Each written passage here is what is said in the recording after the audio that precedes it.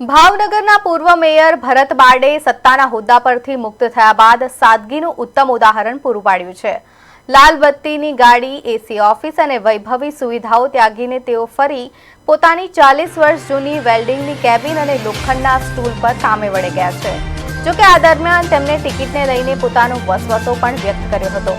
ભરતભાઈ બારડે આગામી ચૂંટણી માટે ઉમેદવારી નોંધાવી છે। તેમણે જણાવ્યું છે કે ભાજપમાં 60 વર્ષની વય મર્યાદાનો નિયમ છે, પરંતુ જો પક્ષ ધારે તો અપવાદ રૂપે તેમને ટિકિટ આપી શકે છે। સાથે જ તેમને વસવસો ઠાલવતા કહ્યું કે પાર્લામેન્ટરી બોર્ડમાં મેયર અપેક્ષિત હોય છે, પરંતુ તેમને ત્યાં લઈ જવામાં આવ્યા નહોતા। સત્તાના શિખર બાદ ફરી શ્રમિકના કામમાં પરત ફરેલા પૂર્વ મેયરની સાદગી શહેરમાં ચર્ચાનો વિષય બની છે।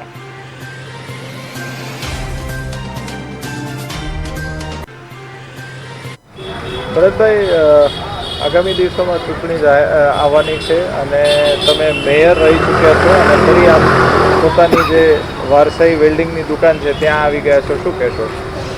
2 દિવસ પહેલાં અહીંથી અમારી ભારતીય જનતા પાર્ટીની શહેર સંગઠનની ટીમ, ધારાસભ્યો, સાંસદશ્રીઓ અહીંથી ગયા છે પાર્લામેન્ટરીમાં મિટિંગમાં, સંકલનની મિટિંગમાં।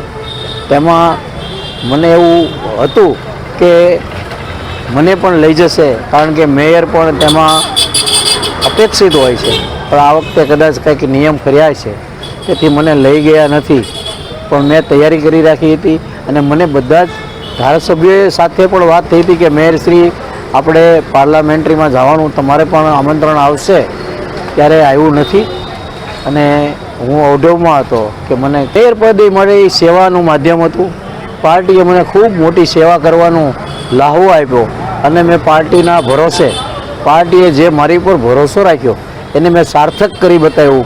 ખૂબ સારી રીતે, ઈમાનદારીપૂર્વક, વફાદારીપૂર્વક અને મહેનતથી મેં કામ કર્યું છે। આપે પણ ટિકિટ માંગી છે, તે બાબતે શું કહેશો?